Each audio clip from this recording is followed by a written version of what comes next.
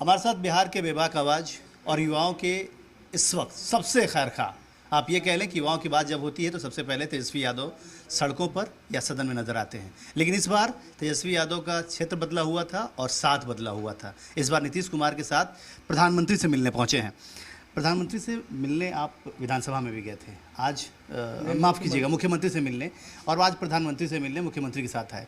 क्या माना यह जाए कि आप लोगों के इस मांग का असर रहा कि मुख्यमंत्री ने वक्त मांगा और आज मुलाकात हुई है? नहीं, सभी पार्टियों ने जो है बिहार विधानसभा से पारित किया सर्वसम्मति से, किसी ने ऑब्जेक्शन नहीं किया, तो अच्छा काम था।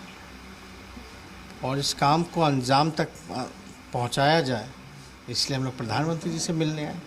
हमारे प्रस्ताव पे जब केंद्र सरकार ने मना कर दिया पार्लियामेंट में मानसून सत्र में, तब लोग बेचैन थे, भागे भागे हम लोग आए। हम सबको बोले कि चलना चाहिए, लोग माने इस बात को, सब लोग तैयार हुए कि चलना चाहिए, सही बात कह रहे हैं। हम लोग आए, मिले, आज प्रधानमंत्री जी को सारी बातें बता दी गई। मुख्यमंत्री कह रहे हैं कि हम ये मांग पुरानी है, हम लगातार कोशिशें कर रहे थे कि ऐसी चीज़ें हों।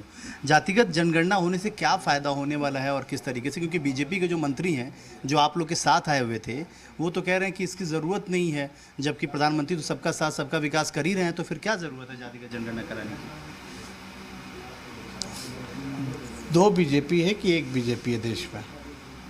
अभी तक तो एक ही है, लेकिन तो बातें दो कैसे आ रही हैं? आज तो डेलीगेशन में भी बीजेपी के लोग आए थे कि होना चाहिए।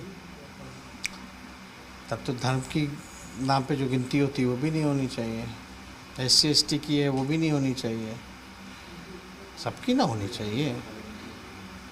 और किसी की गिनती से क्या एतराज़ हो सकता है भला? अच्छा है ना कि आपको देश में पता चल जाएगा कौन क्या करता है, किसकी क्या स्थिति है। तब तो भाई अलग अलग राज्य ही नहीं बनने चाहिए थे, नहीं तो लड़ता रहेगा सर। अलग अलग भाषा ही नहीं होना चाहिए था, नहीं तो पटता ही नहीं है ना। कुछ हुआ, सब बकवास बात है। योजना बनाने में सरकार को सुविधा, अभी मान लीजिए स्टेट पे छोड़ दिया गया कि वो तय करेगा कि कौन से जात OBC में आएंगे। क्या आधार होगा? आप कैसे निर्णय लीजिएगा कि कौन से जात को OBC में डालें? जब तक डेटा नहीं होगा तब तक केवल वोट बैंक की राजनीति होगी। अभी बिना आंकड़े के, बिना किसी ज्ञान के वोट बढ़ाना है तो फलना जात को जो है OBC में डाल दीजिए, है ना। जब जातीय जनगणना हो जाएगी तो तय होगा कि जो ज़रूरतमंद है उसको कितना रिजर्वेशन मिलेगा, नहीं मिलेगा। गिनती होने के बाद ना पिक्चर होगा। ज़रूरतमंद को जो है योजनाएं अलग से बनाई जाएंगी, उनके लिए प्रोवाइड किया जाएगा। जैसे हिंदू, मुसलमान, सिख, ईसाई सबकी होती है गिनती जी। पता चला कि भाई हिंदू जो है मेजॉरिटी है, गिनती के बाद है ना, बाकी जो है माइनॉरिटी है, तो माइनॉरिटी को उत्थान के लिए हम लोग जो है जो कमज़ोर है उसके लिए अलग से कमीशन बना, अलग से मिनिस्ट्री बनी, काम होता है, योजनाएं चलती, यही बात। आपके साथ अखिलेश यादव जी भी ने भी कहा था उत्तर प्रदेश को लेकर भी कि उत्तर प्रदेश भी मानता है इस बात को, तो और वो पार्टी की तो शुरुआत से ही मांग रहे हैं। बोला है आदरणीय नेताजी और लालू जी ने तो पार्लियामेंट में कराया था UPA की सरकार में, उस समय जो गिनती हुई थी। फिर 14 में जो है वो आंकड़ा आना था, सरकार बदल गई, करप्ट हो गया, डेटा नहीं हो पाया।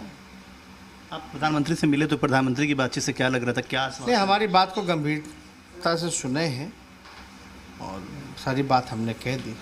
एक आखिरी सवाल बिहार से है, बिहार में इस वक्त लगातार चर्चाओं का दौर है। आशीर्वाद यात्रा पे चिराग पासवान है और लालू जी ने यहाँ कहा कि अगर LJP में कोई नेता है तो चिराग है, और चिराग और तेजस्वी को आगे भविष्य देखना है। तो क्या माने हम कि इसकी कोई पहल या इसकी कोई गुंजाइश या इसकी कोई उम्मीद? नहीं, उम्र तो हम लोगों का कम है, जाहिर सी बात।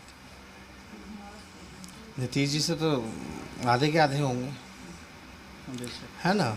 चिराग पासवान जी भी यंग हैं, तो आज का नौजवान ही कल का भविष्य है। बहुत शुक्रिया। साफ तौर पे तेजस्वी कह रहे हैं कि प्रधानमंत्री से मुलाकात बहुत बेहतर रही, और चिराग पासवान के साथ अपने साथ के होने पर कहा कि आगे क्या हो सकता है कुछ भी नहीं कह सकते।